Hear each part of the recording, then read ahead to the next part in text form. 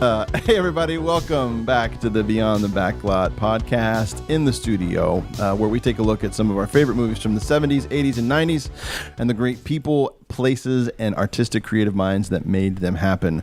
With us in the studio and the Beyond the Backlot crew today is Dave Salvi, joining us again for this podcast, along with Justin Jackson, a couple of great creative writers and minds that put a lot of time and effort into our On Locations, which if you haven't watched yet, be sure to go to YouTube, search Beyond the Backlot. We've got some great On Location content coming up that you're going to want to check out, along with some more podcasts. Be sure to check us out there, as well as Facebook, and of course, anywhere you download your podcast. We have got a very special episode today. We've got a great special guest coming up who we get to talk about a little later, but I'll let you know who it is. Mr. Larry Hankin, coming to us from so many great movies we've come to know and love over the years. Home Alone. What else? Billy Madison playing Friends as Mr. Heckles, Planes, Trains, and Automobiles. I mean, this is a character actor guy. I mean, he is legendary. Once you see him, you realize you've seen him in everything. A lot. A lot. And so we're super excited to have him join us in a little bit. But before that, we want to take some time and just kind of talk a little bit about some of the things that we feel like have been going on with regard to movies, entertainment, and give our listeners even a little bit more insight about who we are, what kind of makes us tick, and what we love about this podcast and the opportunity it has. Have you guys seen any good movies this week? Like anything that you saw was like, oh, that was great? I have the opposite. What's that? I did not care for A Star Is Born. Oh, really? Wow, you just dropped that hammer like... Let me tell you what I didn't like about an Oscar-nominated film that won for Best Song. And it's all political, isn't it? Oh, my gosh. I'm joking. Great. You weren't a big fan, huh? The first 30 minutes, I was enthralled. Yeah. It was the last 30 minutes that, to me, just lost me. Yeah. Fell off the cliff for me. I don't think you're alone. I mean, I could say within the circle of people I saw with, there was definitely a dividing line. There are positives. That you either absolutely loved it or you didn't like it. There really wasn't a lot of gray area. Justin, did you see it? Did you check it out? No? I'm sure you heard the song and... Well, I have, but I mean, my daughter, who's 16, has seen it twice already, and her friends. And so, a good deal of cinema is driven by 15-year-old girls. A lot of times. They have all the time and money to get to the end. It won big with her. Yeah. So a lot of my money went toward it, but I didn't go. Yeah, and this is like the fourth go-around for this film. It's been made 4 different times, all the way back to like Judy Garland, and each time it's been told in a different way. Culturally at the time, Judy Garland was all about musicals, and then you got the Streisand, which was like the kind of 70s rock version, and now this version, which takes it in a whole pop generation. And I won't deny, great acting, great story that was revived, music, obviously. There are positives. I don't want to completely crap on it like that. Yeah. I thought the cinematography, it was a beautiful film. That's undeniable. And I thought Lady Gaga was great. Yeah. I did. I was talking with a friend who was like, it would have been great. I'm not going to say this because it's going to spoil the movie. Yeah. Can I spoil the movie? Come on. I mean, it's been made 4 times. Spoiler alert. Spoiler alert. In all caps. Yeah, like mute yourself. Mute this if you don't hear it. But like, she was like, it'd been great if he had lived at the end. Like, they're actually, the turn of this to kind of like promote what happens when love actually does step in is that someone's there for you, and then you show the story like what's different about your life now that you didn't take that route and you sought help and sobriety and all these kind of things, which I mean I could see and that whole story too. That's where it lost me. Yeah. Is I wanted the story to turn back into positivity or sort of redemption, hope, etc. Yeah. And here we are not by any means a critic podcast or even an Oscar podcast, but because we're on the heels of that, I'd say this. Did any of you guys see Bohemian Rhapsody? Did you see that, the one that basically took Best Picture, Best Actor? But my daughter saw it 3 times. You have like the what's the word? The quintessential audience. Yeah, that's right. Yeah, right. Under your roof. I do. And so now I'm listening to all kinds of Freddie Mercury songs. Yeah. From volleyball My practice. kids too. Like Dad, and we finally watched it together. We watched it actually on Sunday before the Oscars on direct download, and they loved it. My daughter was studying pop music and knew every song, and it was a kind of a connection moment to see some of those. I remember watching Live Aid live. Like I remember seeing that, and the way they recreated it and all of that stuff. Like I thought it was deserving. I thought Rami was perfect choice, and he deserved every bit of accolades that he got for that film, because he's just seems like a real genuine dude who took the art very seriously and committed to it. So anyway, a good homage to a brilliant artist. Yeah, and now they're talking sequel, which seems ridiculous. Like, whoa. Yeah. He came out last week. Like, hey, now we're made so much money. Let's talk about the other side of the story. Let's take that for a second. Here's why I say that. Cover someone else. Right, take that energy and go cover. I would selfishly say this, but the demise of Led Zeppelin when John Bonham choked on his own vomit and died, and they had to. There's now for the dark portion of it. There are other stories. Yeah, cover those. Yeah, no, I don't disagree. I think there's too much of a. Let's have a sequel about it. Let's do a remake of this. Yeah, find something else. Yeah, well, that's all I'll say. Anyway. That would be. I mean, they got to cash in though. Right. I mean, it may be the sequel. That enables them to make the choking on your own. I say that not as a studio executive trying to make money. My daughter would say. I'm glad you cleared that up. She'd be like, "Ew." Well, not that. That's not like the only scene. You're just saying there are other stories to be told. Absolutely, like Britney. The Britney Spears story. Yeah, that'd be perfect. Yes, let's really. I actually think that'd be fascinating. Oops. We did it again. Or what about the Beatles? That's too sacrosanct. So anyway, I thought that might be just a good little touch point to kind of reference. I love all the music films. There's an Elton John one coming out, Rocket Man. Yep. So I love the music genre in this sense. It's good. Right? Yeah. I loved Almost Famous. Did you guys like that movie? That's a great classic. Right? Cameron Crowe, perfect. Right. So anyway. The other thing that I thought was interesting out of the tidal wave of the Oscars was this whole Spielberg takes on what I'm going to say is not just Netflix, but like just new digital media, new forms of digital media. And you mentioned it in our first podcast where you kind of just briefly launched that out there. Oh, wait. I have to say this. He made a comment at a different award show. Right. So, and then he kind of doubled down. It doubled down and snowballed. Yep. And I got to tell you, I was a little shocked, like, to be perfectly honest, because it does not. It seems counterculture to how Spielberg Spielberg started. This was a guy who started with TV films. He started. I mean, Duel was one of the classic ones that pretty much like put him on the map because and even so, it almost stopped him from doing Jaws. Because he didn't want to be typecast as a director of like this man versus beast kind of director, But TV films, there is an entry to this storytelling business. And there was a time where there was really only one, maybe two gateways to become a major motion picture director, storyteller, product to put out there, right? There were TV studios, there were big movie studios. Mm-hmm. And then around that, the Academy creates these rules about how things have to show up at their table. And we've talked to some people here that have talked about some of the rules that come into play with this business. But this whole double down about, in order for you to get nominated for an Oscar, you got to have a release in a theater. And this just doesn't seem right. It was too old man shaking fist in air. Yeah, I said it was like Spielberg's get off my lawn moment. Like, right. You kids, get off my lawn. This is how we do things. Yeah. But like right now, at a time where people that are able to tell stories and get them out there, unlike ever before, because of the availability, because of what Hulu, Amazon, Netflix brings about all these other channels.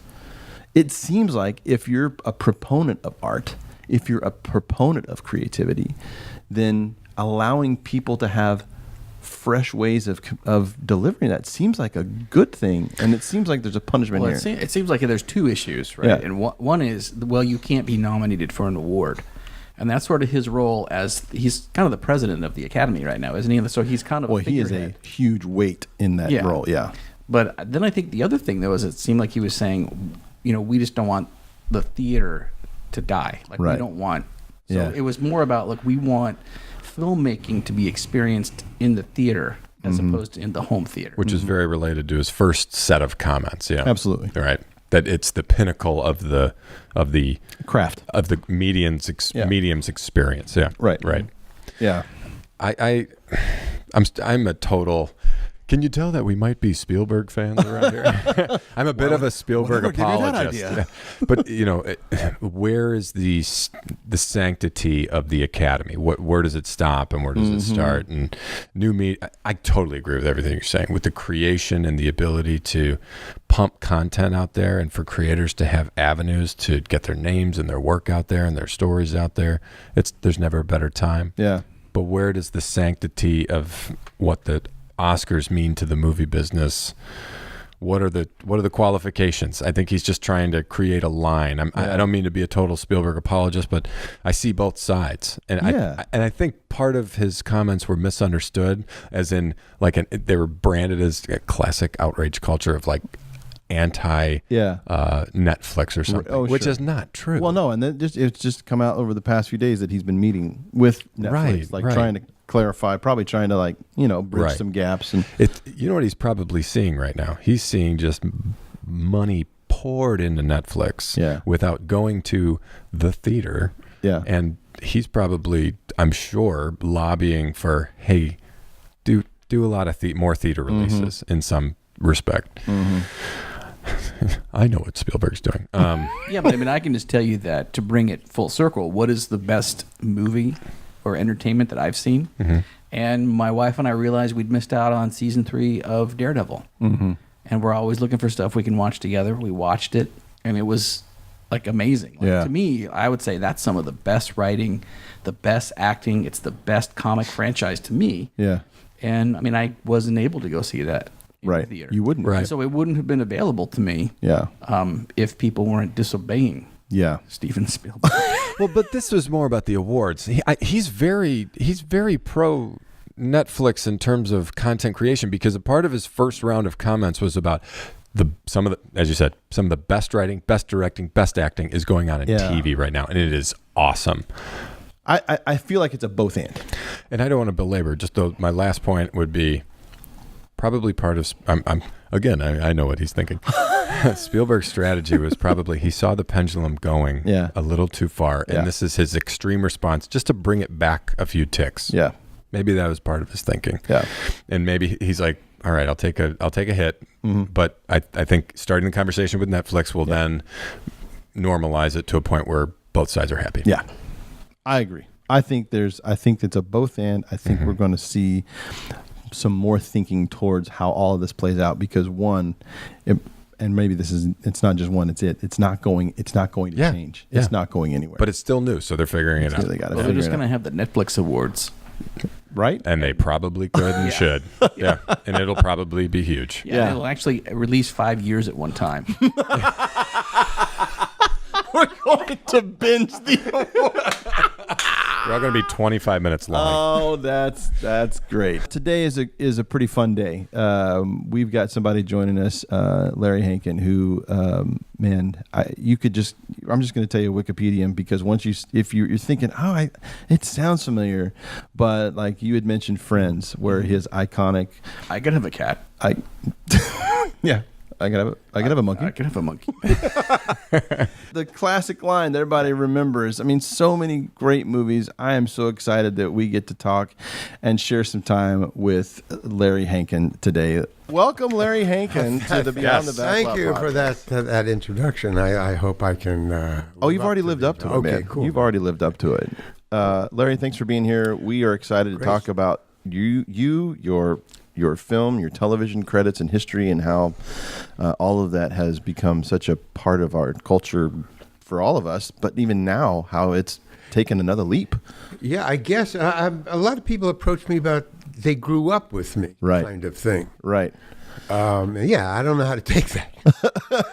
You're one of the most recognizable faces. Yeah. You really are. And it's very positive. I guess I'm actually really surprised by it, because I don't follow myself. I'm always looking for the next. I'm an actor. You're looking for the next gig. So and then you have 1 day of 2 days of, boy, that was a great thing. I got my rent paid, and then it starts to set in again. Where's my next job coming from? So I'm an actor. Where are you from, and where you grew up? Okay, Far Rockaway High School. I went to Far Rockaway High School. I lived in Far Rockaway, Long Island, New York. I grew up there, graduated high school, went to Syracuse. I had no interest at all in anything. I mean, I was just like an idler, I guess. And I went to college graduated as industrial designer. What that has to do with anything? I think it does actually have. Industrial designer, the engineering part and stuff and the mathematics, I really related it to movies. When I graduated as an industrial designer, I didn't want to be an industrial designer. I was just going to college to please my parents because I didn't know what I wanted to do, and they wanted to send me to college. So, I went. But the interesting thing is most of the people who I admire or look up to never went to college. And so I was thinking, my instincts were right. I just wasn't brave enough to go. I didn't go to my graduation. That was you got the diploma. You were ready to go. Much to the consternation of my parents. But okay. And then Carl Gottlieb. I met Carl Gottlieb. Everybody, I'll mention it. But okay. But Carl Gottlieb was a friend of mine in Syracuse University. Yeah. We were buddies. And so he said, "Hey, I want to go to Hollywood. I want to be a writer," he said. And son of a gun, and he wrote Jaws. Yep. So we were roommates, and we starved in Greenwich Village for a while. And he always wanted to be a writer. I still didn't know what I wanted to do, so I was, scrubbing duck boards of bars, from 2 a.m. until 6 a.m. Wow. To pay the part of the rent, but I couldn't pay enough for food, so Carl supported me that way. What he did was he stole food from me, and then I started stealing food for myself. But it was legitimate. Right. In that, what he did was he would review movies for small papers in New York, nothing famous. But when you go to these reviews for these newspapers, you're there with the Times people and, with all the big papers. So they always had a spread of, the cold shrimp, and the big pile of cold shrimp and stuff. And some wine to get the reviewers, happy about being there.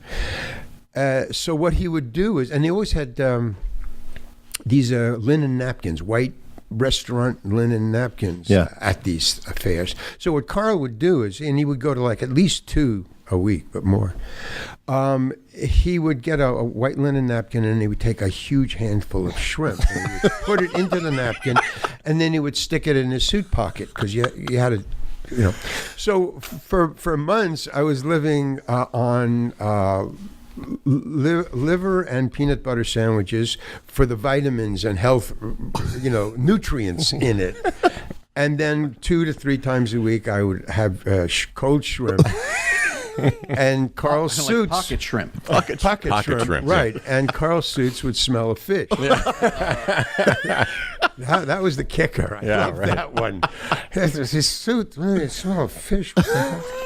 Where have you been? So that got me through, and then I started to hang around the coffee houses while he was at work or whatever. And I started to say, I can do that. I used to be the funny guy in high school. I can do that. So I would get up on stage, and I was god-awful. I really was. And to this day, I really don't know why I kept going up to these open mics on Monday nights. But I guess I kept on thinking, I can do it better next time. Yeah. That was but I really was pretty bad. I would P.O. people off. And people.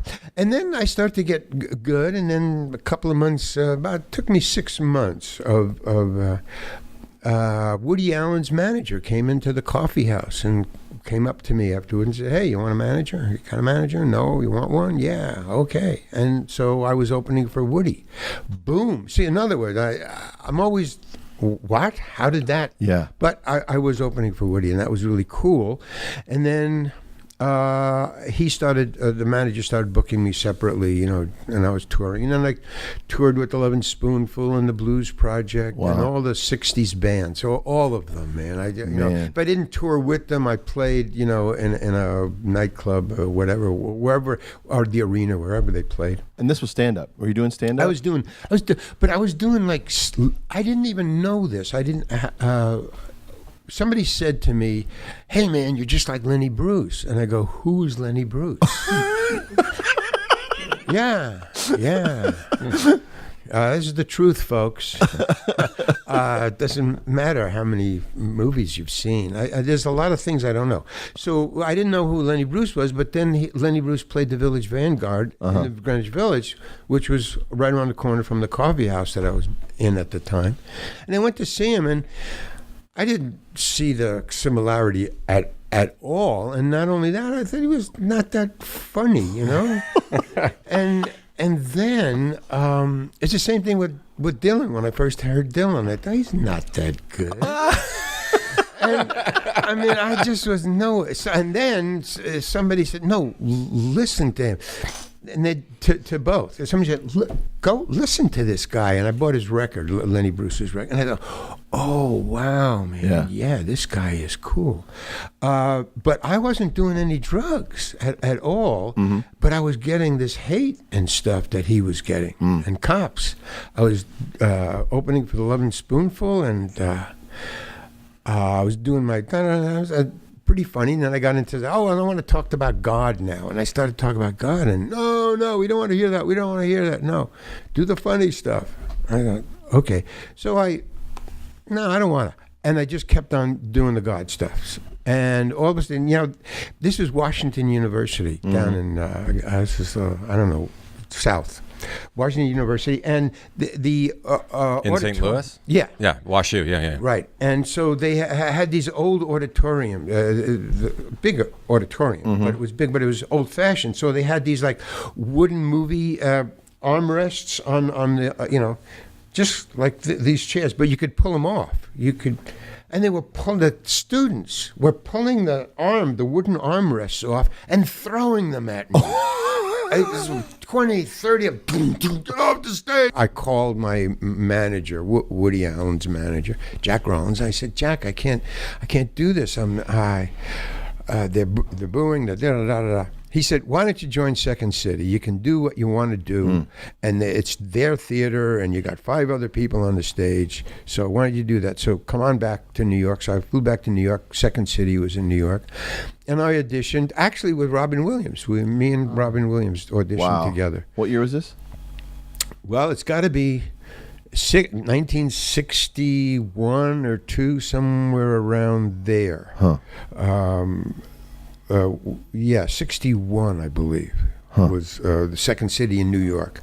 And so I got the job, I got the gig, Second City, but they immediately shipped me, particularly me, because nobody else from that audition session that I recognized, to St. Louis, Missouri. So I'm back there in Washington University again. So we played the Crystal Palace for about, we booked in for a month, and we were held over for 9 months. So wow. We were really doing great. I got a girlfriend down there. It was just really terrific.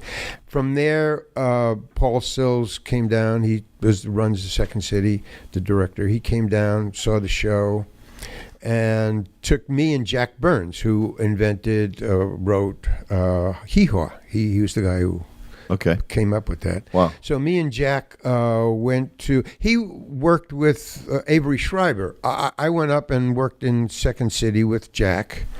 And then we were fired within 2 months, both of us, because there were just too many people. So it was last hired, first fired. There was 9 people on the stage. It's too many people. It's a lot. So we went, I hung around. He went to Hollywood. Jack went to Hollywood and wrote Hee-Haw. Boom, boom, boom. I stayed for 2 weeks on somebody's couch, and Alan Meyerson, who was a fired director from New York, Second City, or he quit, he came through and said, "Is Larry Hankin here?" I was just hanging around. I had been fired, so I was just hanging. So he came into the show and he said, he was talking to me. He says, we're going to start a new show called The Committee out in San Francisco.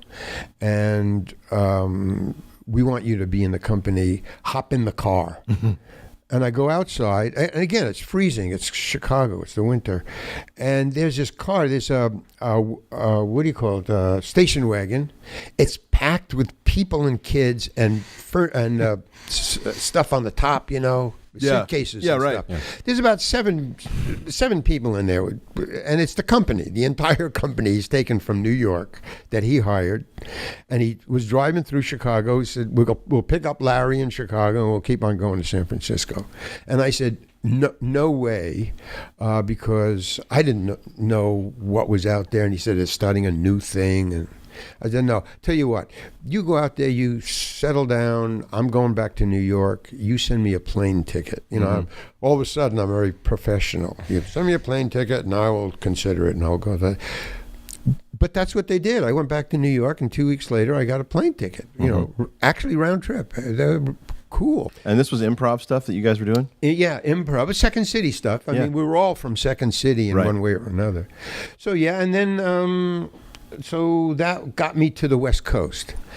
And then we were so successful in the first year so that major people would come up from Hollywood to watch us, So we were being seen by people who we would never be able to get in to see if we flew down there and asked for, can I get an agent or something.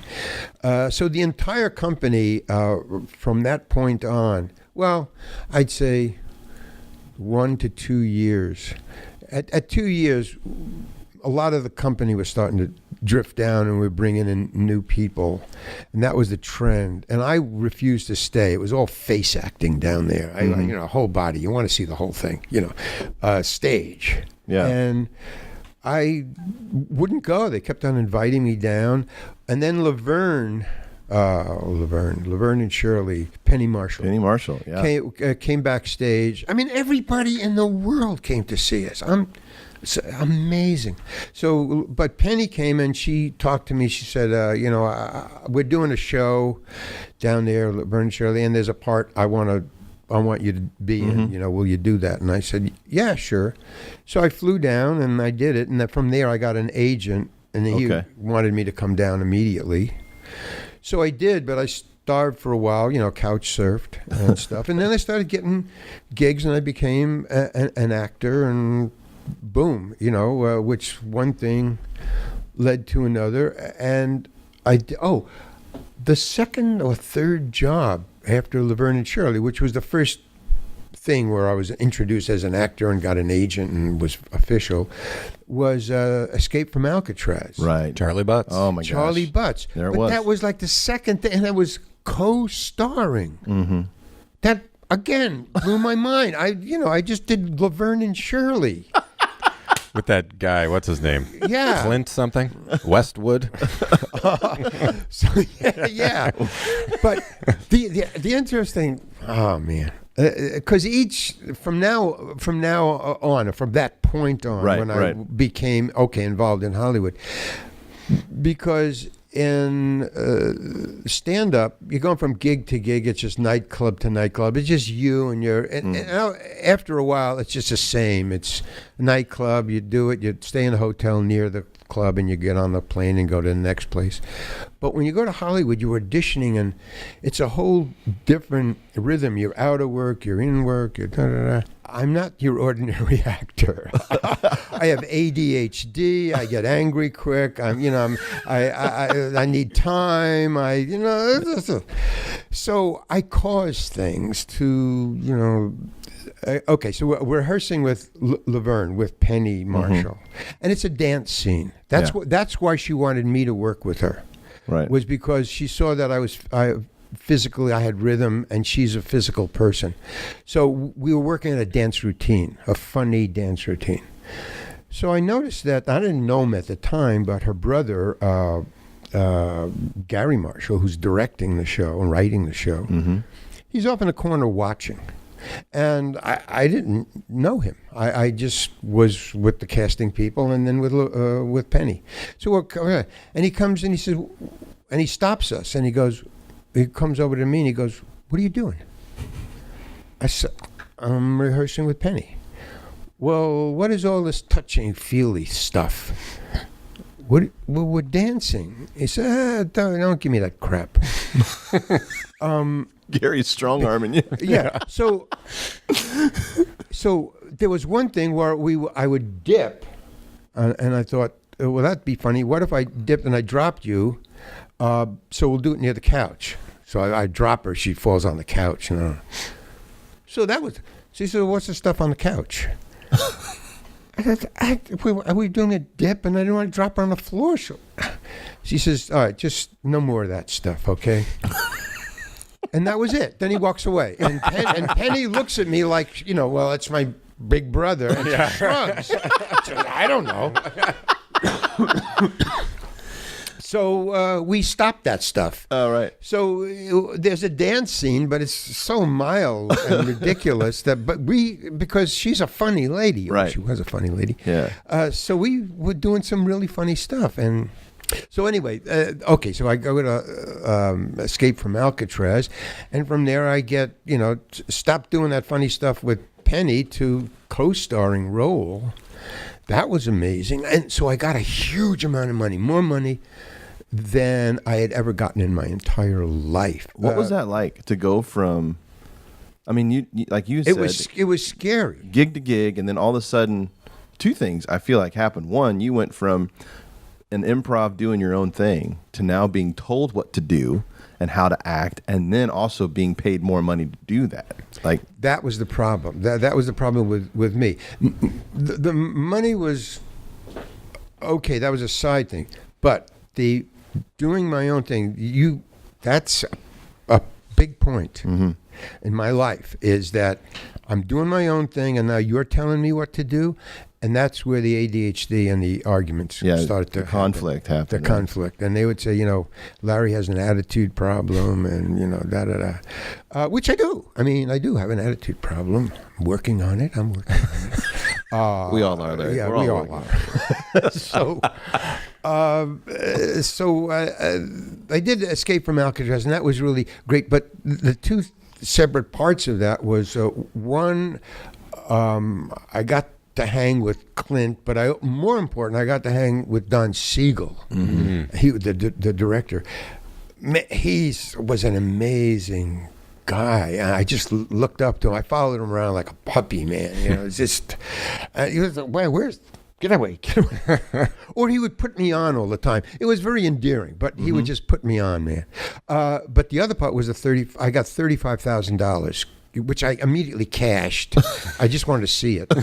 And so $35,000.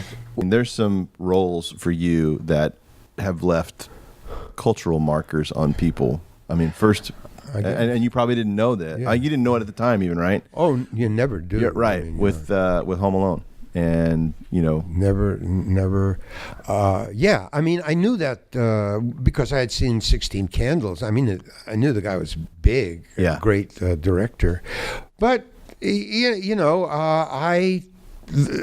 I'm not the star of these things, so if you're not the star, to me it doesn't count. That I mean, that's my attitude. Yeah, I don't care. When you say doesn't count, what does that? You mean? Well, I mean,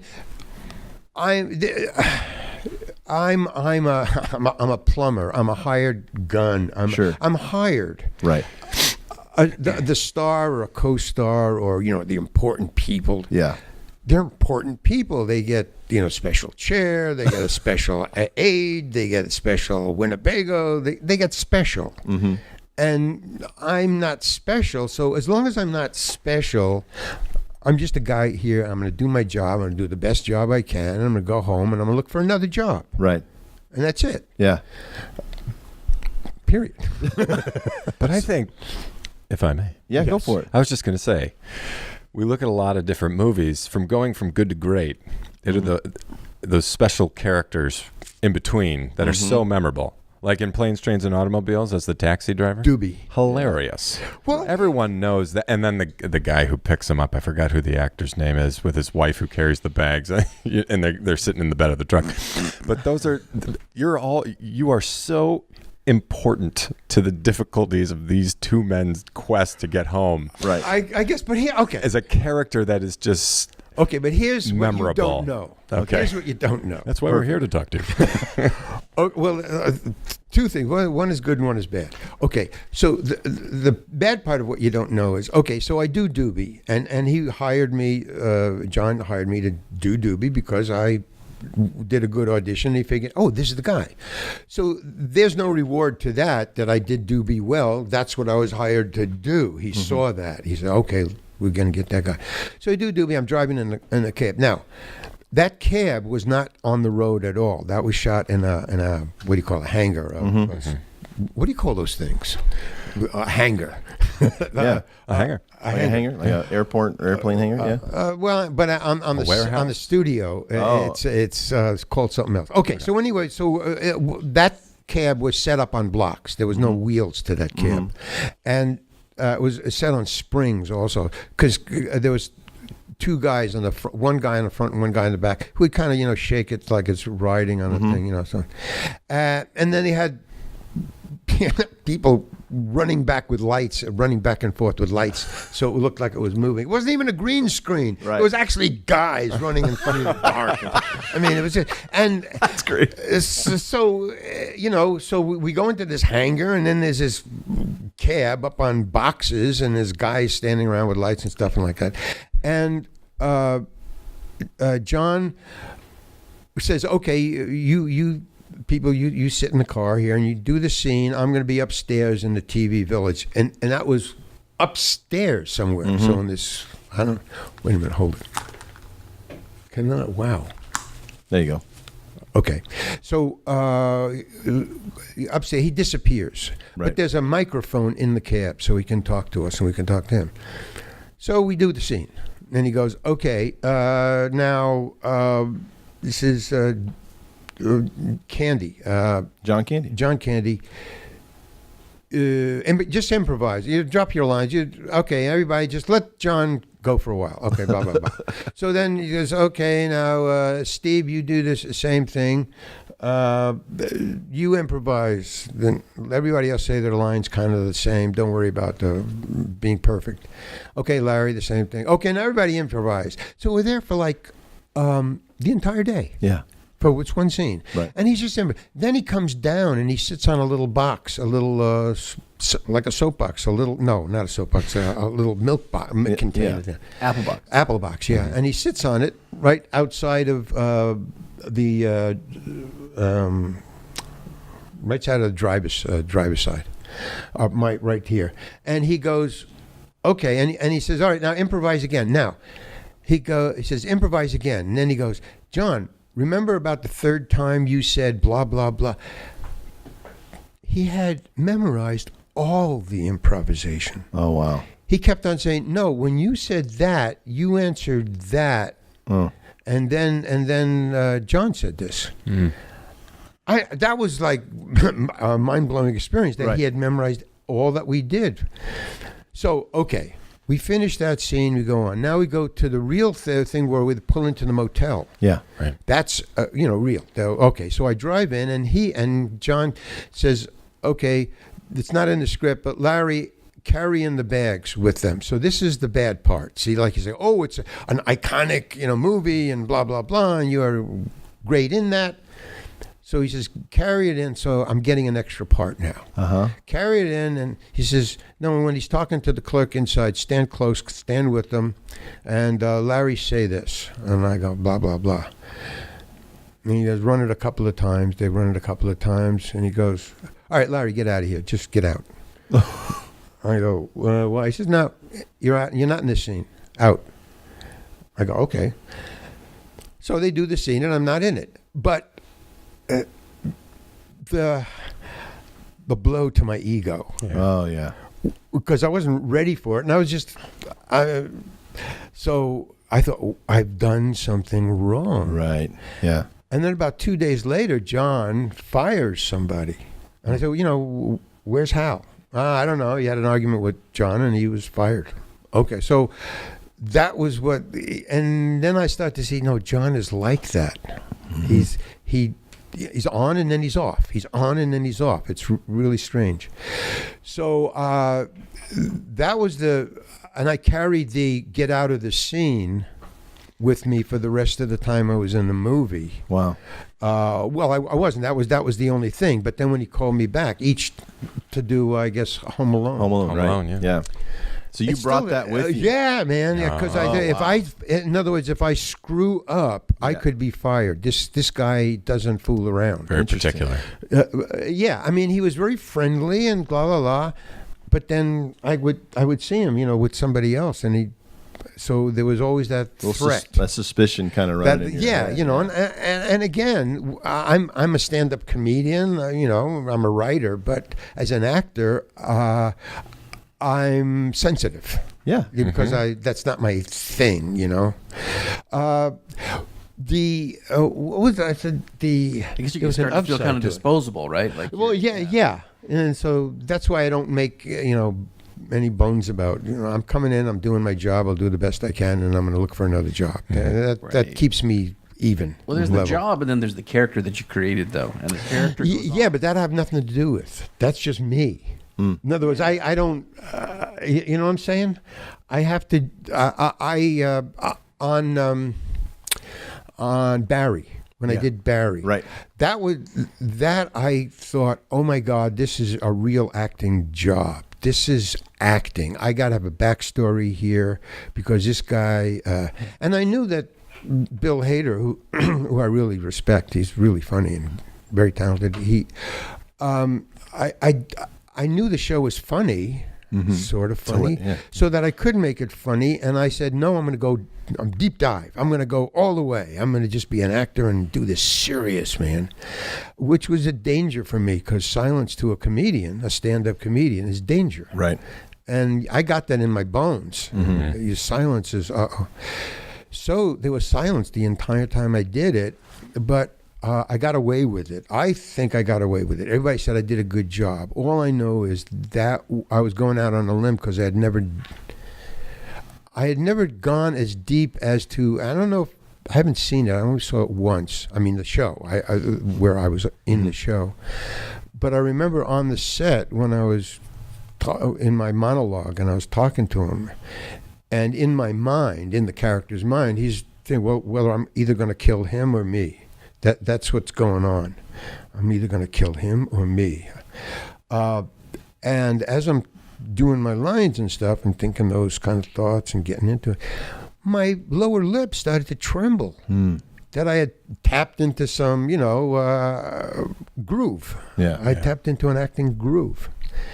And my lips, and I got, from somebody behind camera, like, ooh, look, look at that.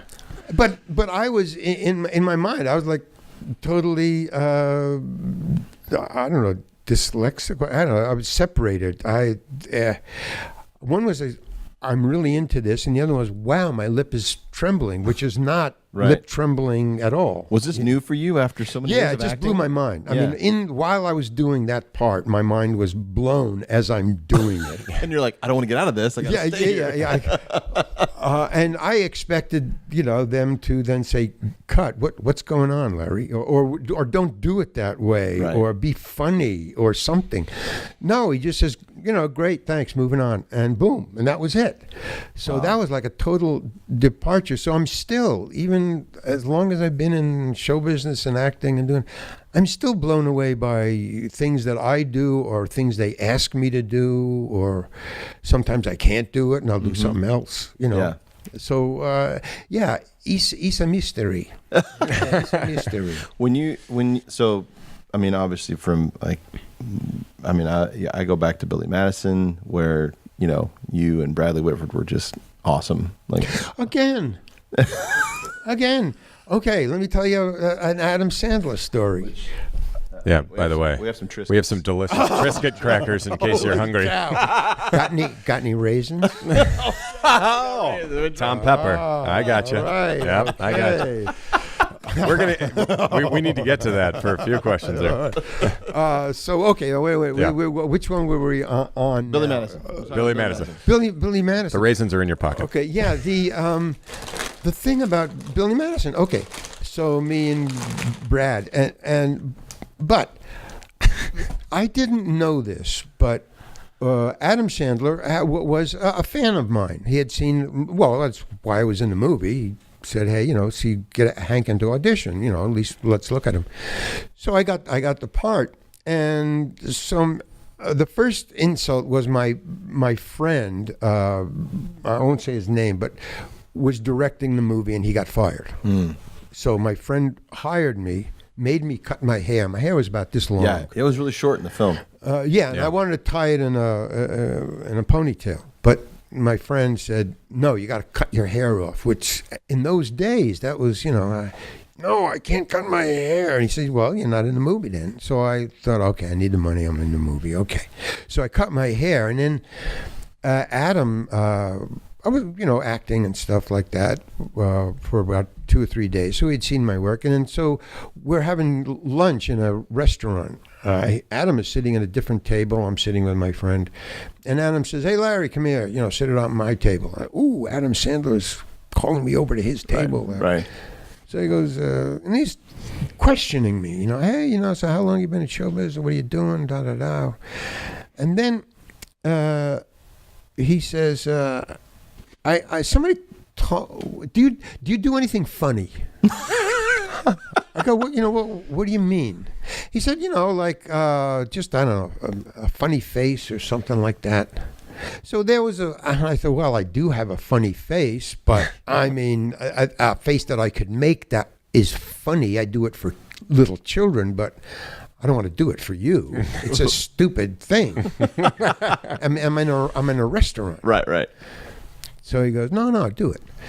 And Adam, one of the things about it is he's very insistent, and he can get you to do anything. He just, no, come on, hey, come on, all that stuff. So I thought, okay, So I did this, mouse face. Well, what I did in the movie. Mm-hmm. He made some menacing comments to me earlier today, and then he did that little weasel laugh that he does. Oh, yeah. How's that laugh go again? Yeah, it's very good. It sounded just like him. Thanks. So I did, and I was always embarrassed because I haven't done it in years. I used to do it, like in high school or was it that little laugh? And I put my ears. Yeah. So I'm not going to do it. No, I'm not going to do it. So Larry, I'm going to ask you. Come on. Oh, come on. Oh, Adam, do I have to? So I did it. Okay. On the set, in that scene where I did it, in the middle of the scene, he says, do that face. And they were filming it. And, I didn't know what to do, so I did it. Because the film was running, in reference to, find the camera. So I did it, and I hated myself for doing it, and I hated him for doing it. Yeah. For asking me in the middle of the scene. Yeah. It's almost verbatim. Like, you never know. You never know when you step into something that it's going to turn the corner and people are going to latch onto it and be like, oh my gosh, that guy was great, or that defined that moment in that movie, or that provided the right relief or the right comedy or right. And what, like you said, kind of the plumber side, you show up with that. You show up with things that Larry Hankin shows up with. And then this is my tools, and this is what I do. Yeah. It's kind of hard to, manage your ego and your talent even. Mm-hmm. Because sometimes I will audition for something which I've worked on, and I'll audition it, and the guy listens, he goes, yeah, well, maybe let's do it another way. What's going on? Let's just move the Triscuits. Okay. Now, I want to ask you something about a sort of serendipitous moment in Home Alone. What's up? What do you want? It's in Larry's camera shot. Oh. Well, hell, here, give me that. Yeah. Are you going to have one? I'm going to have one. You Yes, should. we should all Larry have is some. enjoying a Triscuit cracker right now. I could enjoy some delicious it's Triscuits. about time. It's been how many years since Billy Madison? You're finally sharing your Triscuit cracker. It would be apropos I'm going to have 2. Thanks for sharing your delicious Triscuit crackers. What were you going to ask before? I was just going to ask about Home Alone, because there's something that happens in your scene as you're on the phone when the donut falls on the phone, which was obviously an accident, right? Yep. That's what happened. It fell apart. Yep. Every time I touch a donut, it falls apart. I have that visual of you sort of, apathetic. Yes. There it is. Of just and apathetic. Like this apathetic, like, whatever. What do you want, ma'am? And the donut falls apart. Oh, it's so good. It's so good. Well, there's a story to that. We're eating donuts with Larry Hankin. Mm-hmm. Officer Balzac. We're eating donuts with Officer Balzac right now.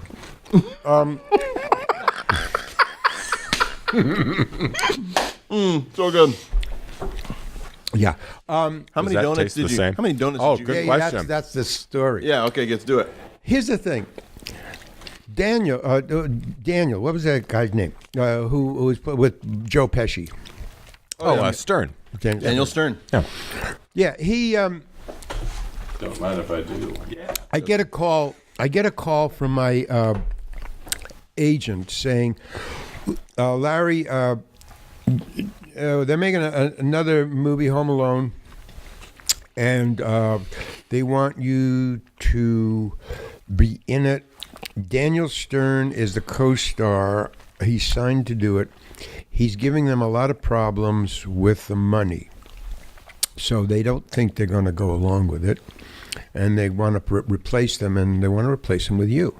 Wow. So, but this is an emergency. He's there in Chicago. They've already started shooting. They're going to have to reshoot a lot of stuff. So, what the deal is, you got to pack your bags. You may have to take a flight out tonight, but the negotiation is still going on. Daniel is still in the mix. So pack your bags, put it behind the couch, and wait for me to call you back. And I said, okay, because you may have to get on a plane tonight. I said, okay, fine. About a couple hours later, he calls me back. He says, okay, Daniel caved. He's going to go for less money. You're not going to be in it. Okay, fine. Thank you. So I forgot about it. About 3 weeks later, I get a call from my agent again. He said, hey, they want to talk to you. So I go, okay. So they patch me in. And the producers are saying, Larry, listen, we really feel bad about what we did to you, getting you all excited. And then Daniel comes in. So we don't have any, so we want you as part of the movie. We really do figure we owe you. But there's no parts left except this small policeman. So it's such a small part, and it's the only part open. We want you part of the movie. We don't want to insult you by giving you this small part. So I'll tell you what, we'll pick you up with a limousine, we'll take you there, drop you off in a limousine, bring you back in a limousine, blah, blah, blah, first class plane ticket, and we'll pay you for a half a day's work, $10,000. Is that okay? And I said, you bet. Heck yeah. I'm not let me insulted think about at it. all. Yeah. Okay, right. I was highly insulted, and now I am not. Now it's gone. Yeah, now it's totally cool. I would have done it for $2,000 in a taxi. But since you suggest a limo and $10K, I'll do it. I was thinking more of $20,000, but no, I said fine. So they flew me there. First class has limo, white limo. A white limo. Oh, that's fancy. Yeah. That's full on like late 80s, early 90s class. Yeah. That's prom. You were probably going to prom. Yeah, exactly. So they drive me there. So then, they take me there, and the first thing they say is they take me to the set immediately. From the cab, or the limo, they take me to the set, and they say, okay, we're going to shoot. We've already set up for you, so you're ready to go. This is the costume. This is a set. Do you want anything? I said, what am I doing? He said, well, all you're doing is you're going to be talking on the telephone to his mom. I said, okay. He said, do you want anything? I said, oh, yeah, well, give me a donut. I want to eat a donut. It's great. So they say, okay, so go get dressed, makeup, stuff like that. Come back here. So I go get dressed, makeup and stuff. I come back, and they have got a bakery wheeling thing of donuts. There must have been 100 donuts in there. On trays. Glazed donuts. Yeah. They have that, and it's all filled. And it's like they robbed a hotel. Right, or a bakery. Or an actual bakery. Yeah. So I go, they're all glazed. And they say, oh, okay, well, we got you your donuts. I go, well, thank you very much. Okay, so I do it, and I eat the donut. No big deal. I'm just eating a donut and talking on the telephone. No dropping, no nothing. And the camera, and it was on a dolly, if you realize it was going like this. Mm-hmm. The dolly kept screwing up. And if it wasn't a dolly, then it was a sound. But they did it 10 times. That one scene, and not because of me. But each time I had to get a new donut, because I only took like 2 bites out of each time. Yeah. Right. But I did eat 10 It keeps falling donuts. apart. That's right. No, it never fell apart. It never fell apart. I was just eating 10, take 2 bites out of a donut, talk, and then they would say, oh, we have to do it again. Give me another donut. 2 bites out of the donut, talk. Oh, we got to do it again. I'm eating a donut. I do the scene, and the director says, cut, and everybody falls down laughing. And I said, what's going on? And they said, look at the microphone. Here they come. Do you hear the cops? Oh, there's the cops now. Because didn't I have one of these kind of things? No, it was a telephone. Yeah, it was a telephone. It was a handheld telephone. Yes, they said, well, look at the phone. Yeah. And I looked at the phone, and there was this thing stuck to it.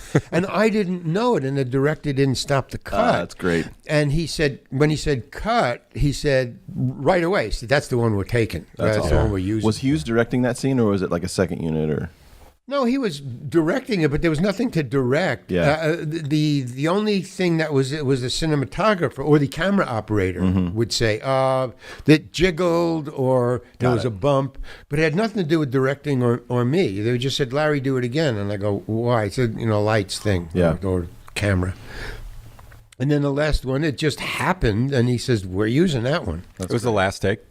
That was the last wow. take. Well, he ended it. I mean, that was the only good take. Right. There was 10 bad ones, and then he said, we'll use that. But I think you're probably one of the few people, I could be way off, that you auditioned for a role, and you didn't get it, but they bring you back to play the role in a different role for Seinfeld. Right? I mean, you originally auditioned to be Kramer. Is that correct?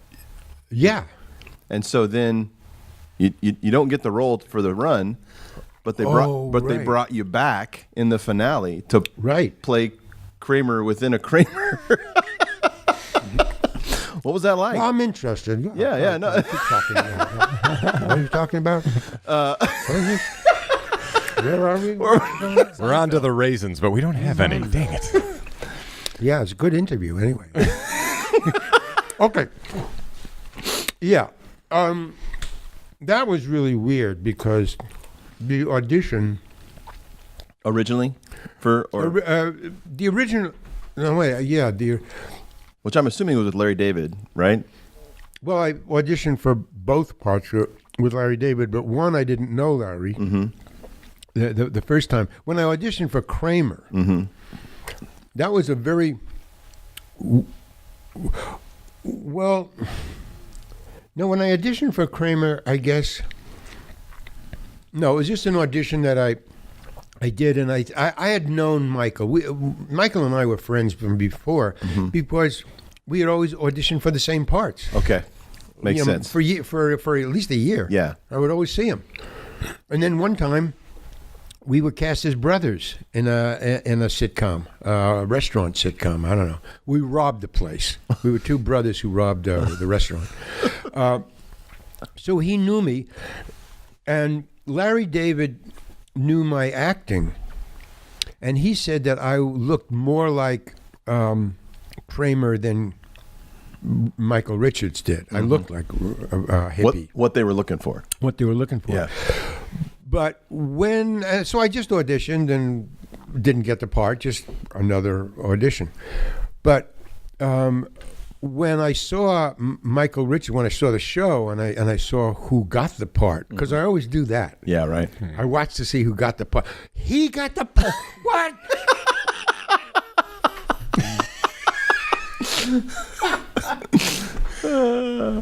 I just don't believe it, Yeah, So, right. but when I saw him, I said, "No, they picked the right guy." I mean, when he comes through the door, Right. You were happy for him. I was. Yes, Yeah. I was. Yeah. So I don't mind not getting, except when it's I don't. When it's the wrong person. Yeah, when it's the wrong guy. Yeah. I got the wrong guy. So, so that was that. But then when Michael and Michael Richards recommended me to imitate him, so it was Michael who said, "Hey, why don't you get Larry to do it?" What's this about? Levels. Levels. Yeah, getting rid of all my furniture, all of it. I am building levels with steps, completely carpeted. With pillars. So they called me in. But here's the insult. Again, the insult. Oh, I don't know. What did Marlon Brando say at the end of Apocalypse Now? The humanity. So I go in for the audition. So now I knew the character. I mean, I'd seen him. Yeah. So I did my Michael Richards thing. But here's the insult. I sat there, and there was 6 other people, and they were all there to audition for Tom Pepper. And none of them looked like Michael Richards. There was a fat guy, there was a bald guy, there was a short guy. And I'm going, what the hell? I'm insulted. Come on, man. Give me some competition.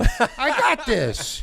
I was here first. Yeah. I was up for the original. Yeah, you were the... Who the hell are you people? Who's casting this? Who the hell is casting? I really had an attitude about that, as you can see. Yeah. So I auditioned. I go back, and then about 2 days later, they said, you got a call back. I said, oh, cool. Well, they finally, woke up. I go back. It's 5 different guys, a bald guy, a fat guy, a short guy, and I'm Michael Richards. I am Tom Pepper. I auditioned 5 times. Unbelievable. And each time, nobody looked like Michael Richards except me. All different each time. Wow. Now, in the room, see, if you're supposed to get paid after 3. If you call you in the 4th, you get paid for it. Oh, interesting. So I didn't even bother with that. But each time I knew some of the people in the room, and it was always the same room, and it was always the same people. There was 4 people. There was Seinfeld. There was Alexander. Jason Alexander. Jason Alexander. A guy who obviously was the director. You can always tell them. They're dressed different and they act different. They're just different. And then a 4th guy. I didn't know who he was. He was wearing glasses, and he never said anything, except he would say, "Go out and come in the door again." That was part of the audition. It's coming in like Michael in the door. So he said, "Go out and come in again," and I go, "Okay," and I go out and come in again, and then I do the scene. That was all he ever said, and. Each time I went in, all 5 times, he said the exact same thing each time. Now, the insulting part of it, plus, was the fact that when you go out of that door to come in again, that was in the waiting room where everybody is waiting to come in, and there's a secretary out there. Yeah. And I didn't see when I was auditioning or waiting while somebody else went in. Nobody else came out and went in. Huh. Yeah. So... each time I went out, you would say, they see the quizzical look. What the hell is he doing? I mean, maybe he's coming in like Michael. Why wasn't I asked? Or why be asked? So finally, on the 5th day, the 5th audition, when he said for me to come in again, because I swore to myself, I'm going to unload on this guy. If he tells me to come in once more, I'm going to unload, because I'm getting insulted, I'm getting weird. So I said, okay. So when I go out, and I said to the secretary, I said, who's the guy with the fucking glasses? out here and says, "That's Larry David." And I went, "Oh." Other TV that's been, and it's making this huge resurgence now. We see it everywhere. My kids are watching it now. Friends. I mean, your kids are watching it? My kids are watching Friends now. Like, and wow. all of their friends are watching. So this was like, it's like we were at a store last night. How old are your? She's 15, and 16-year-old daughter has watched it 3 times. The whole series. The whole series 3 times. Netflix. It's resurging. Yeah, it's because of Netflix. Yeah, it's unbelievable. And so, I mean, get this. I talked to her about it, and she's like, Mr. Heckles is going to be there. Hi, did you order some bananas? What about it? Give me my monkey back. I don't have a monkey. Then what's with all the bananas? Potassium. I mean, seriously, like, I was blown away. Like, I was like, I'm blown away. Right. I don't get it. It's a huge resurgence, man. Yeah. So what was that whole process ending up on one of the most popular 90s television Again, shows? I'm going to just lay it out. You're going to poop on our dreams. We appreciate your transparency here. This is pretty amazing. See, here's the rule. I guess the guys out there or girls out there who don't know the rules, it's you can be hired as just a regular day actor, one-time actor, 5 times. Or 5 times. Come in, you get paid. Come in, get paid, get him. But on the sixth time, you are a recurring. And once you're a recurring, you get a bump. Okay. A big bump. Okay. And so I auditioned, just generally, then each time everybody was telling me how to play Mr. Heckles. That's the other side. I just played him like I wanted to play him. And each time it was kind of written different because they'd have different writers. Mm-hmm. So that's a weird thing. Nobody's got a beat on it. So that was kind of throwing me. But okay, blah, blah, blah, blah, blah. Again, to the 5th time, I get a call from...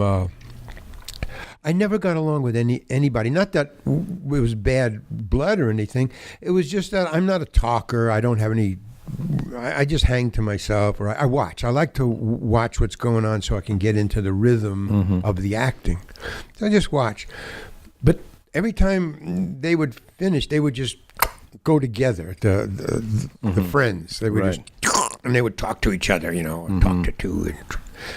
And fine. So the last show, I get a call from my agent saying, "Hey, I got good news and bad news." Again, good news and bad news. What's the good news?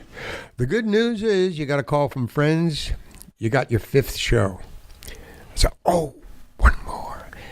And I've got me a house. That's what I thought. I thought, I got a house. Yeah. And so just, okay, one more. What's bad news?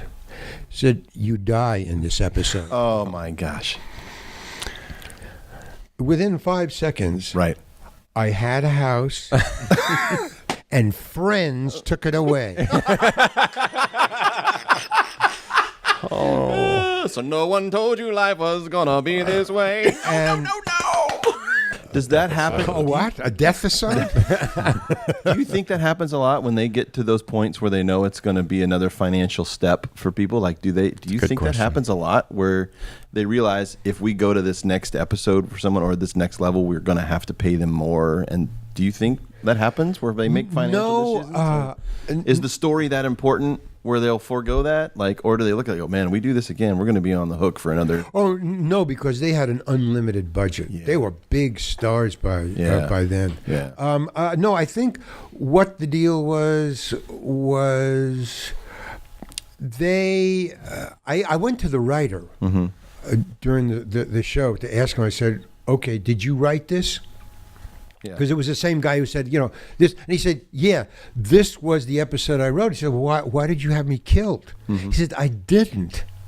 But there was a larger thing. They wanted one of the friends to break up and move out. Oh, okay.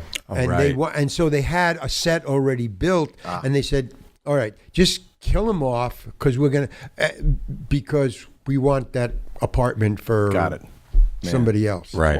And so he was ordered to change the script. He says, but no, you were my favorite character. I wanted to keep writing for you. Oh. So, c'est la vie, c'est la guerre. Show business. This has been amazing, Larry. We have... Oh, cool. I hope that... No, I want to keep going. No. I'm sorry, but you're up to episode 5. We've reached our limit of time where we know we're going to be committed to more. No house. Cool. Larry, I have 2 things. I appreciate your transparency, and I appreciate your ability to speak honestly about something. I mean, because I think it's helpful for people to hear that for as much as we see on the screen, there's real life, there's real emotion, there's real all of that happens behind it. And there's real people, right? That affects people and it affects their lives. So I appreciate you diving in and sharing that, because that's really helpful. So yeah, it's show business. You never know. You never know.